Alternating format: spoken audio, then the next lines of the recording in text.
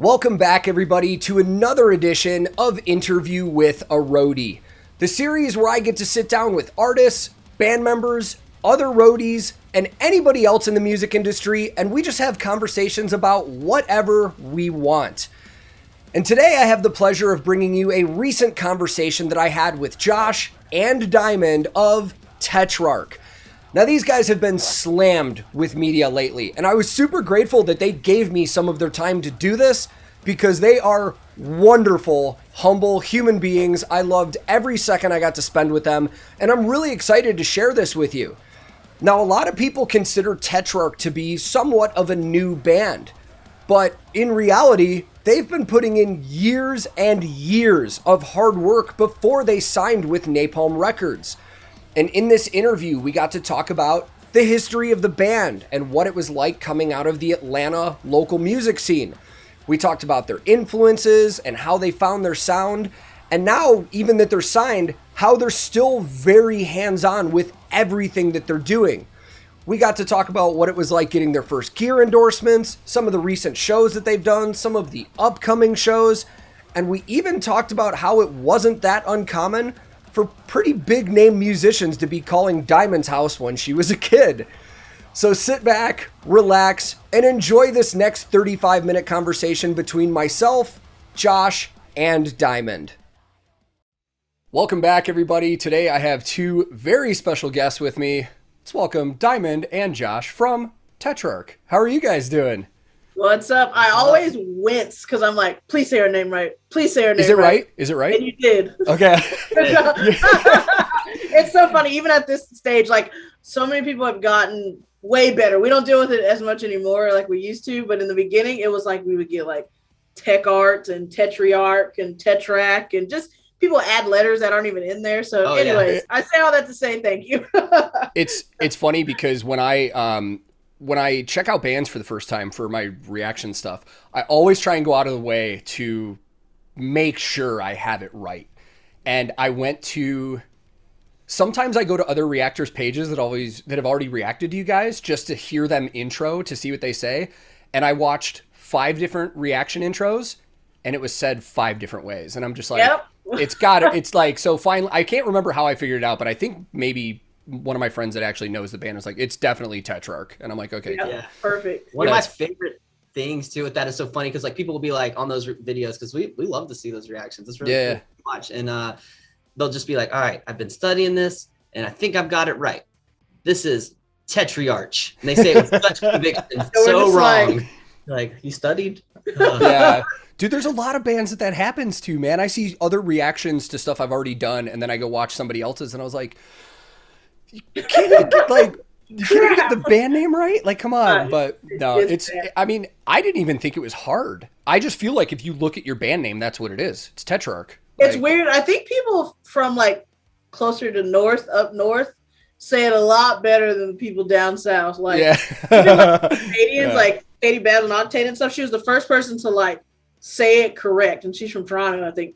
First person to say it right on air. Like all the other DJs, even Jose, our buddy, he still doesn't say it right. We're like, Jose, we just get let him have it together. So now we just tell people we just gave up, and we're like, you know what? If anyone says it wrong, we're just gonna let Jose say it wrong. That's awesome. Yeah. So speaking of down south, so you guys are originally from the Atlanta area, yeah? Yeah. You guys don't have to say specifically, but I've spent a lot of time down there. My wife is actually from Rome. Are you guys from around that area at all, or different area? So Rome is north, right? Is it Rome? I think so. It's like maybe 45 minutes to an hour and anywhere. I know it's a big range. 45 minutes to an hour and a half, but something like that from us. But we've been to Rome plenty of times. We played one of our first like tiny shows in Rome, Georgia. Oh, no way. Dude, that's funny, man. So you guys, I think I read online, you guys are now relocated to Los Angeles, right? Yeah. How's that transition? What was it like moving from Atlanta to LA? It was, it felt natural in a way. Yeah.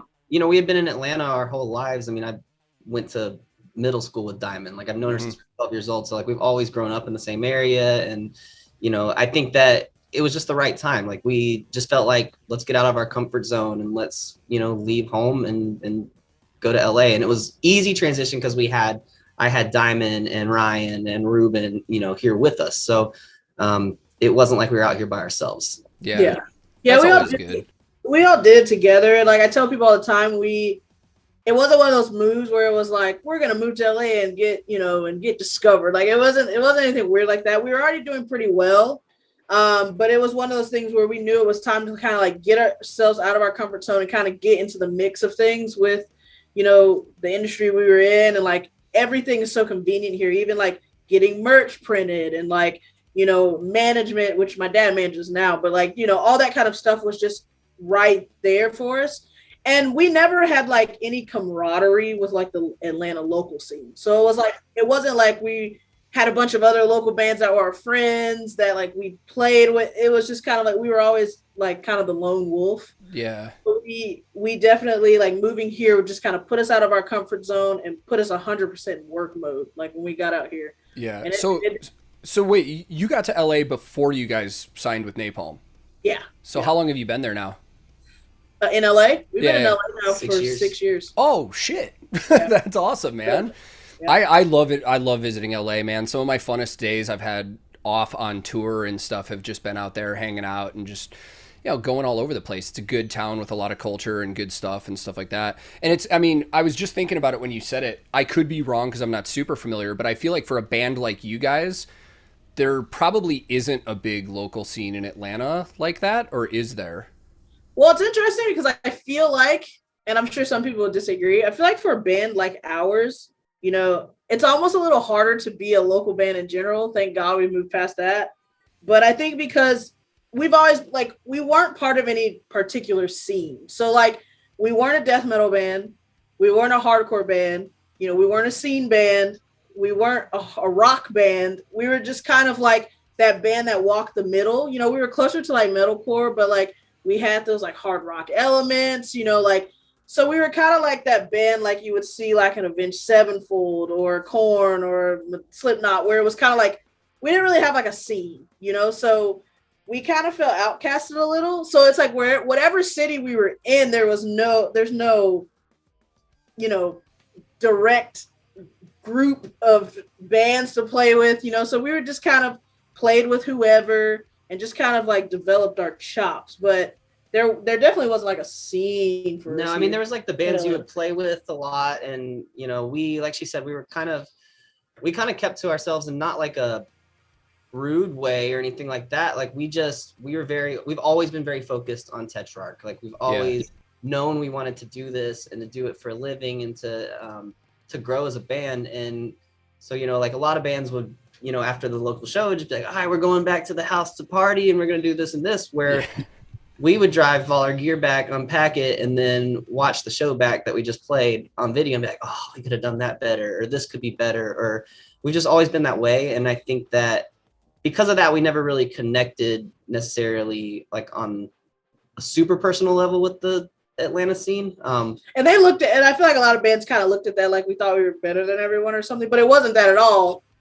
It's, you know, it's funny that you bring that up because, you know, I was in a local band in Chicago and I respect that mentality a ton because the first couple bands I was in were the opposite, where it was very much that we're going to do a show, we're going to go back to a house party and rage and like, we're going to be cool for the night because we just played a show.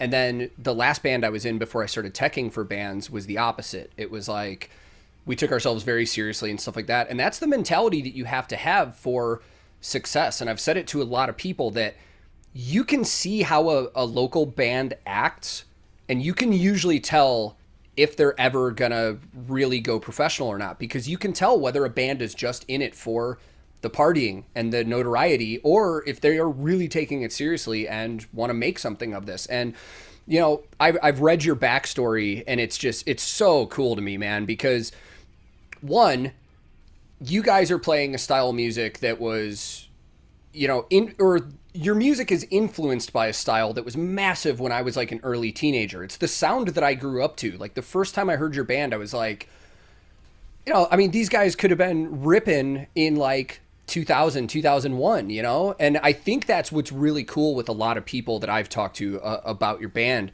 There's a good buddy of mine on our Discord server that he's very flat about a lot of things. And when he first listened to your band, he came back the next day. He had listened to the whole album after just listening to one video. And he's like, they are fucking awesome. And I've never heard him react like that over anything I've ever showed him. And I'm like, awesome. So going back to how you guys started, I'll kind of lay down what I know here and you can correct me along the way, but you guys started in middle school. And from what I read right away, you guys were just show after show after show. I saw something that said like the first year you guys were around, you did like over 100 shows. Is that true? Yeah, because what we would do is basically every weekend we would play Friday night, Saturday night, Sunday night. It could be at the same venue, Saturday night, Sunday night. We didn't care. We just would like book a show every day of the weekend. And like we could be playing to literally nobody, which a lot of times we did. But looking back, like it helped us like, you know, learn our chops and learn how to be a band and like cut our teeth. So, but yeah, we would play like and in the summer, we would just play around Georgia, like in Rome and, you know, any city we could play, Rome, Douglasville, Atlanta, you know, South Georgia, like Florida even. Yeah. So we just tried to play as much as possible. So like I said, some shows, some people might be like, was that even a show? We played to one person in Birmingham at the time. Yeah, it was a month of a band. And she was in there because she felt bad. One. Not even the band's watched at all. Dude, I relate to that so much. When I was in my band, we would get on like, we were never, by the time I had quit, we never got signed or anything like in the States. We got signed overseas, but every time we got on a tour in North America, we would never want to take a day off. So all of us would be hitting up random venues and be like, hey, we're on tour with A Day to Remember right now, but we're going to have a day off. Can we stop in your place and play? And the same thing, man. We've played so many shows where like the night before we played in front of like 2,500 people. And then the next night we're playing at a bar in Texas with a dirt floor to one drunk dude sitting at a bar stool. And it's like, those are the humbling moments, man. Oh, that, yeah. Like, you know? Oh, yeah. It's funny too. Like I even now, like, I think because we went through that growing up, we'll be like, we just played Incarceration in Ohio and, you know, it was a crazy time, but you know, leading up to it, we're still just like, I wonder if anyone's going to watch our set. Like, you know, this is like Diamond, this is a sold out festival. Yeah. Like you've just done everything. So we still have that mindset. How was that? So the reason I ask is because after Incarceration, dude, I saw everybody online was just raving about you guys. How was that show for you guys? Was that a blast? It was fun. Yeah. Like I just told someone, it's like, we're one of those really analytical bands. And by we, I mean me. So like after every show, like I will literally have stamped in my head everything that I think went wrong, you know? So like after that show, I'm just like, oh my God, dude, that was horrible. And like our techs and like all of our crew was like, are you kidding me? You guys did you see the crowd? It just slayed. And I'm like, we had like a humbling 2 hours after that show where I'm just like, guys, it was the worst show we've ever played in our life. I walked away from I sat in like a trailer thing by myself. Like I was like, man, did we just blow that? And then we watched some videos back and I was like, oh, that wasn't as bad as I thought it was, you know? The funniest thing about that though is like, you guys are the only ones that notice that. Like, oh yeah. You know, I just spent the last 6 years working for the same artist, and I realized that whenever we get off stage and we discuss the show and stuff like that, all the techs are like, it's funny to the techs because we hear everything. Like we know what we're supposed to hear. And if I hear something off, like I'll kind of like look at the drum tech and giggle or something, but like nobody else notices that stuff. Nobody. Like nobody in the crowd notices. Like you guys are your worst critics for sure, because like you just said, you'll put on a slamming show and then to you, you know, it might be like, we got to do better than that. But to the crowd, you just put on the best show they've ever seen. So but here we kind of set ourselves up like that because for us, it's like, we could be playing with Metallica. We could be playing with, you know, Iron Maiden. I don't care who you put us on stage with. We like want to go out, and Metallica's our all-time favorite band. So I preface that. But we want to go out and just slay. Like that's just our mindset. Like even if we're supporting or whatever, we want to go out and make sure that we're like a good contender. You know what I'm saying? Yeah. And so that's just our mindset with any live show. So we just have very high expectations. And I think usually we hit it, but like if we feel like we don't, we're like, if we're not hitting it live, what are we doing? Like, this is our bread and butter. This is what we're best at, you know? So we're just very like, we have high expectations of ourselves, which is good, you know, which is good. And you guys probably developed that from running everything yourselves forever, you know, up until, I mean, I saw that, you know, even when you guys were unsigned, just doing everything yourselves, you guys are still playing massive shows, supporting massive bands. And then you put out the first studio album in 2017 and then signed with Napalm. And then Unstable comes out this year.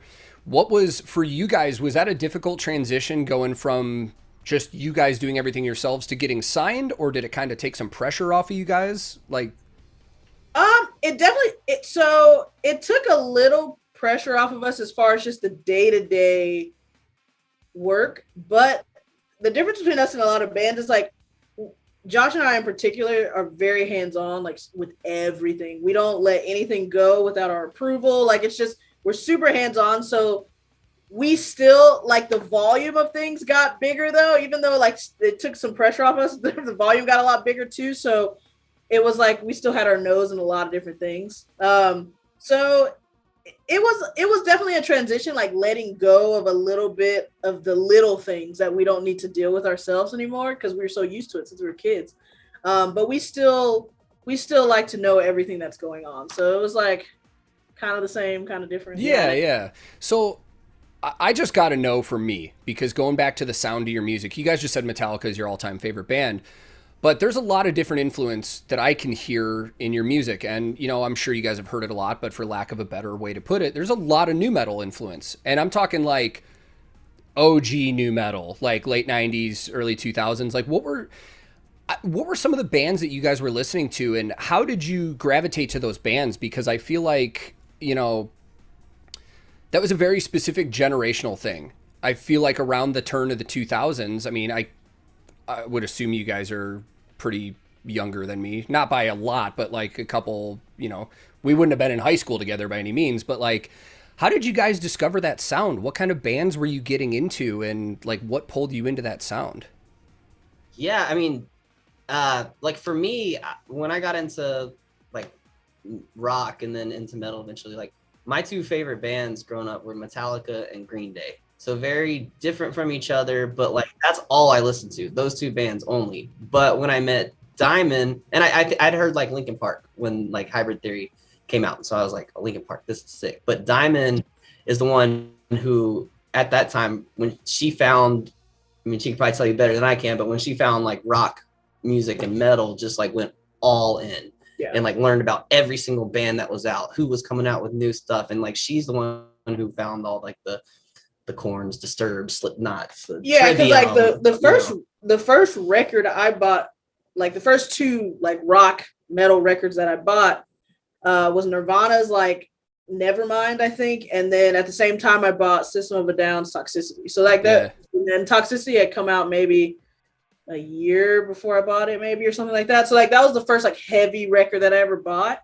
And then from there it was kind of like I always enjoyed bands that were like I love heavy music. Like me and our drummer, I think, are like the heavy heads of the band. But like for me though, coming up especially, I always loved the bands that were heavy, but like, you know, had crossover appeal very much. So like you said, the Linkin Parks, the Mudvaynes, the Korns, the Metallicas, Disturbeds, all that kind of stuff, even the Lamb of Gods and the Gojiras and stuff like that. Those were like my favorite bands coming up. So I kind of would like slowly introduce them to him, you know, because he was listening to also a lot of U2 and Pearl Jam and stuff like that. So we had like a lot of different influences coming up. Like his dad is very much into like the Pearl Jams, U2s, and you know, all Live and a bunch of bands like that. Yeah. That he was kind of listening to. And me, I just kind of, when I got into, you know, Nirvana, when I got that Nirvana record and the System of a Down record, it slowly went to like Megadeth and all of that kind of stuff too. So we had a lot of stuff that. Yeah, a lot of people assume that like I would introduce Diamond to like metal and stuff, and it's like so opposite. Like, I'm always pushing me like, hey, check this out, and like going heavier and heavier. So it's funny. Yeah, like she said, I was into just all kinds of stuff. Yeah. That's so funny because there's always somebody in the band that listens to heavier music than everybody else. Like when I was in my band, we'd be on like, you know, in the van and trailer cross country. And the band I was in was like similar to like Story of the Year, kind of like a screamo type thing.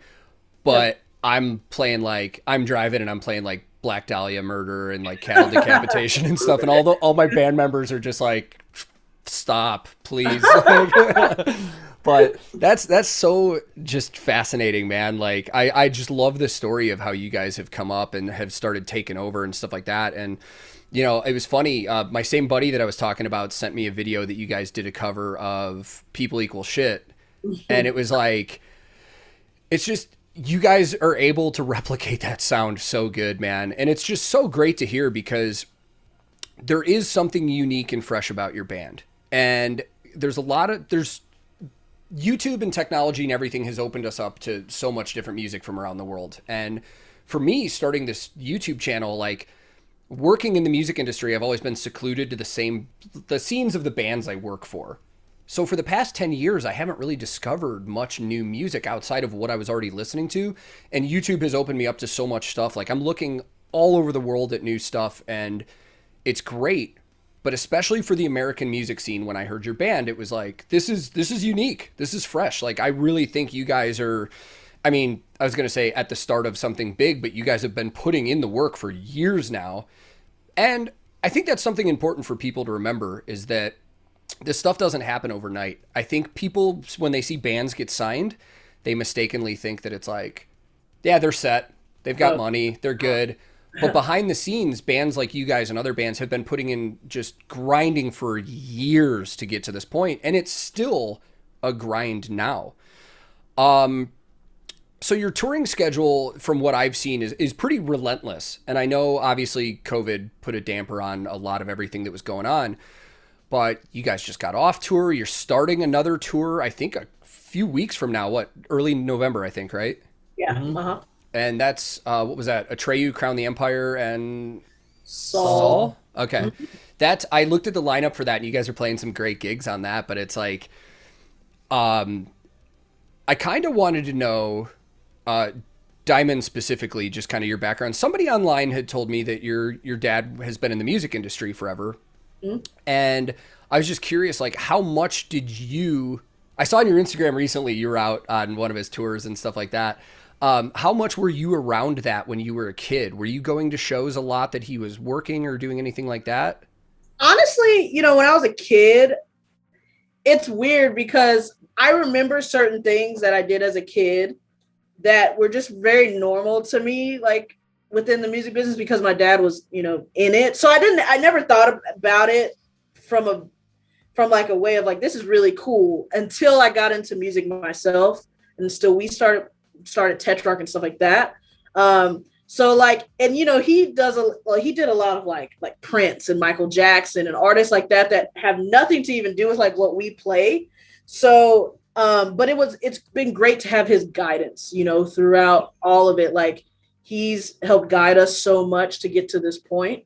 But when I was a kid, like I said, I remember looking back, and I was telling them recently, like Michael Jackson calling my house and stuff like that. But it just was kind of like, it wasn't weird. It wasn't weird. It was just kind of like, oh, okay, like whatever. Like I didn't care. I don't really care, But looking back, like I said, I think it wasn't until we organically got into music ourselves, like actively, that I started to be very interested in like what he did or does. Mm-hmm.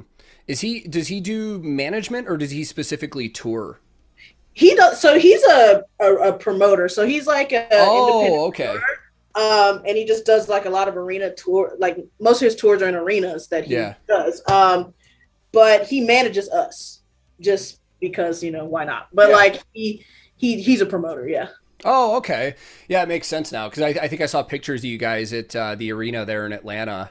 Yeah, we got home from that yesterday. Yeah. We were oh, no way. We went out on, he has a rap tour out right now, and we just went out on it for like a week and a half or 2 weeks. Just hung out and watched, and kind of, it's very cool to watch from that side on that level, behind the scenes, and just see everything that's going on. So we just went and hung out. It's interesting too, between genres, like when it gets to a certain level, it's all pretty much run exactly the same. Like I've done everything from like country, metal, classic rock, all that stuff in between. And it's like, you hit that arena level and you could jump on any tour and it's operated the exact same way. We literally were talking about that too. We were saying like how much, you know, even though we do it at a smaller level now, it's like we still already know so much about how to just the operations. Yeah, exactly.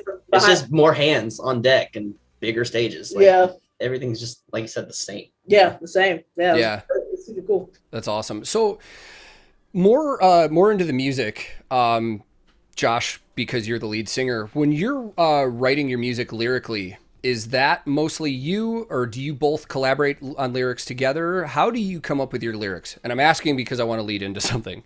Yeah, it's a mixture of both. I think like majority of it I'll do, but Diamond is always right there with me, like throwing out ideas and throwing out, you know, hey, maybe there's a better way for you to say this, or Josh, that's bad. Like I need that like person to tell me like this isn't good sometimes, you know. But yeah, a lot of it just comes from me just being highly caffeinated and just listening to songs over and over and just writing what I feel. And yeah, I mean, so the thing that I want to really praise you for is the first thing I saw from you guys was Stitch Me Up, and I think I even said in that reaction, like, it kind of pulled at some emotional strings for me because it gave me some nostalgia of being in high school and being a metalhead and being like, you know, it's such a weird thing because metal has always been the scene for the outcasts, for lack of a better way of putting it. And when I was in high school, I was a 3-sport athlete. I hung out with so many other people, but because I was a metalhead, it's like, dude, I was getting like picked on by my own teammates and my sports teams and stuff. So watching that video really hit something deep in me. And I appreciated the lyrics so much because a band like yours that are touching on topics like that can be a voice for so many people that may need that. And I'd be willing to guess you've already heard this from fans on tour. I'm sure there's people that have shared with you how your music has helped them out. And I just think that that's so great that there's so much substance to it. There's so much emotional connection rather than it just being, you know, just something that was quickly come up with. Like, it's a very brave thing to put your thoughts and your feelings out like that. And I really just wanted to applaud you for that because that's what I really, really enjoy a lot about your music. Oh, thank you, man. That's awesome. Thanks. So I want to talk gear real quick just because that's kind of my thing. I obviously just assume you guys are exclusive with ESP at this point. Yep. Yeah. When was it in your career where you started getting like the deals, and how exciting was that when you finally started getting like endorsement deals? It's crazy. Like, you know, we got with ESP in 2017. I think we were on the Devil Driver tour when we officially went with them. But then it was like after Freak came out, our last record, like we slowly started getting hit up by like different companies, you know, like trying to give us things, you know, and we obviously like we're with EVH too, and Ernie Ball, and you know, EMG, but like it's crazy because when you're a kid, like somebody mentioned it, it's like, I think it was Dave Grohl or something. Mm-hmm. He's like, when you're a kid, like you just want enough money to buy these things. And then when you get enough money to buy these things, they just give it to you. Like, so it's so interesting because it's like, we go into Guitar Center now and if we have to go in there for something, which is really rare, we're so irritated. We're just like, God, we hate this place, you know, because we never have to go anymore. I so relate to that, man. Like the last tour that I did, I handled all of our, like the A&R stuff for the companies, for the artists I was working for. And we used a bunch of different stuff. ESP was one of them. Is Tony your guy at ESP? Yeah, Tony's so great. I love that guy.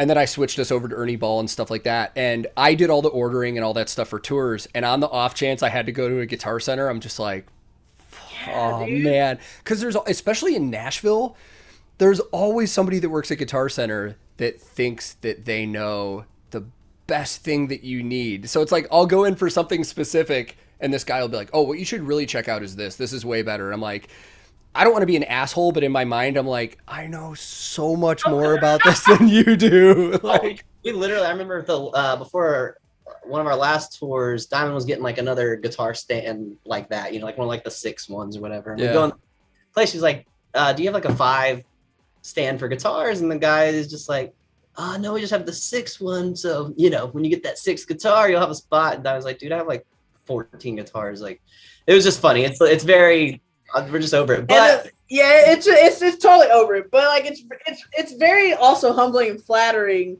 that people care enough about what you're doing. To support it, you know, and that's been awesome. Like, so yeah. That's and awesome. I will say, with Guitar Centers, me and Diamond, we were the two that would go in there when we were growing up, learning to play guitar together and every just day, crank and just amps play. and just play metal for hours and hours. And we were those ones making way too much noise, annoying everyone in Guitar Center. So we love Guitar Center. We just don't like. Yeah. Dude, I was the same way, man. The closest Guitar Center that we had to us when we were growing up, like as teenagers, was like 45 minutes closer to Chicago, because I grew up like an hour outside of it. And we would take day trips. We would literally go to Guitar Center and spend like 4 hours there just ripping out everything. Yeah. We did the same thing. That's great. And it's super cool too, because it's like you're endorsed by companies, but like there's still always, I won't say who because I don't want to get them in trouble, but there's still always companies courting you too, you know, that are like, it's like sending guitars to like $3,000 guitars to the door. And we're just like, I'm like, what life do I live in that like people are sending me these things every day? But it's like I said, the coolest part to me is just like how humbling it is, because like when you're a kid, you want that so much. You want like anyone to just see you and think you're worth like their instruments and their gear, and to finally be at that point, it's super cool. So. Yeah, that's awesome, man. I mean, it's just, I love just the coming up stories with bands like yours, man, because you guys are still young. You have plenty of time in this industry, man. I'm like super excited to see what happens with you guys in the future. Speaking of that, obviously you just had a record come out. Do you guys have any plans to get back into the studio once your touring cycle's done, or do you have any new material written that you're working on yet? So, you know, before COVID hit and before the pandemic, obviously, and it still should be, the touring cycle for this record was set to be 2 years. So like we're going to be on the road for 2 years straight. And I think like that's kind of starting with this Atreyu tour, and then into next year, hopefully, if everything still stays okay with what's going on. Yeah. So that's the goal. And then obviously right after that, we'll hit the studio. We're always going to be actively writing and preparing and writing songs, but I think we still have a bit of time on Unstable, just because, you know, of where it hit with the pandemic, and it was finished right before the pandemic and all that kind of stuff. So we still got a good bit of touring left to go. That's good, because it seems like when COVID started, you know, I mean, I will, that's probably something I'll never forget. Like, I remember where we were, what show we were doing, and they were just like, we're going home. And it was when there was only like 12 cases of COVID in the US at the time. Right. And it was like, we're going home. And then it was like, yeah, we're home for a month. And then management would call us in a month and be like, hey, we're going to go out next month. And then here it is a year and a half later. And exactly. you know, but, you know, a lot of bands lost momentum during that time, and it's really a shame. And it's great to see that you guys are still on track and going back out on tour and stuff like that. A lot of bands as well. And I talked to Nicholas from Orbit Culture about this. Yeah. I actually think that in a weird way, and I'm not trying to give myself credit, because there's thousands and thousands of reactors on YouTube right now. It's not an original thing by any means, but I think in a weird way, a lot of these YouTube reactions kind of helped make up for some of that time over the pandemic. There were so many people that were at home that were watching YouTube and checking out new stuff. I mean, a good example, going back to Nicholas, is their EP that just released is their first entry that they've had on US Billboard charts, and they've never even toured over here yet. And they haven't been doing any shows and that's all thanks to just people discovering their music and getting it online. So before I let you guys go, I know you've had a busy day. I don't want to keep you here forever. There's one thing I always like to ask the artists that are on here, because I think it's important for fans and people to know. If one of your fans came up to you and said, in your opinion, what is the best way that a person can support your band or any other band that they like, what would you recommend that they do? I mean, you know, I know a lot of people say like, come see us live. I mean, absolutely come see us live. just because we like to perform and entertain everybody. You know, we're fortunate enough that we have signed a good deal to where we benefit from everything. So buy merch, you know, buy our record, buy anything, and that all helps us. Listen to us on XM radio, request us on XM radio. All of that really helps us. And we're appreciative for all of it. You know, if I know for some bands it's like, come see us and buy our merch is the only way we make anything. For us, it's a little different. Yeah, mine isn't not even like a financial thing. Is just as much as just tell your friends. Yeah, you spread know, the word. Tell your if you're hyped about our band, talk to your friends so you're blue in the face about us until they're like, okay, yeah, this band is cool, and then they go do the same. Like that word of mouth is so big, and like that can't be stopped. That helps a band, you know. So it's the old school way, man. Word of mouth. That's how it travels. Well, that's awesome, man. I really appreciate you guys giving me your time today, because I know, you know, you guys are just constantly slammed with stuff like this, and I know it can get monotonous. So thank you very much.